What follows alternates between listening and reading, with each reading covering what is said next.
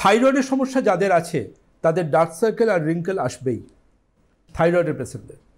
এর পাশাপাশি জেনে রাখবেন, যারা স্মোকিংয়ে হ্যাবিচুয়েটেড, যারা স্মোক করেন, তাদের ডার্ক সার্কেল ম্যান্ডেট আসবেই আজ না হোক কাল।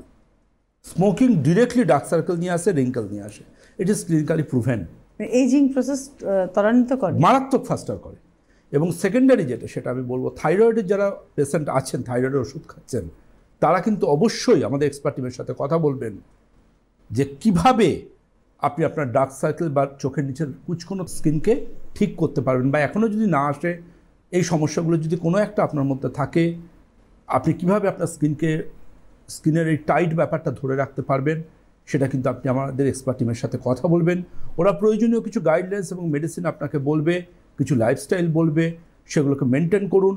এবং আমি দায়িত্ব নিয়ে, আমি আয়ুর্বেদিক চার্জ ডক্টর দেবব্রত সেন দায়িত্ব নিয়ে বলছি, চোখের নিচের এই কালচে দাগ অর্থাৎ এই ডার্ক সার্কেল বা রিঙ্কেল, এগুলোকে সহজেই সুন্দরভাবে কিন্তু সরিয়ে ফেলতে পারবেন আপনি আপনার জীবন থেকে পরম্পরা আয়ুর্বেদের হাত ধরে।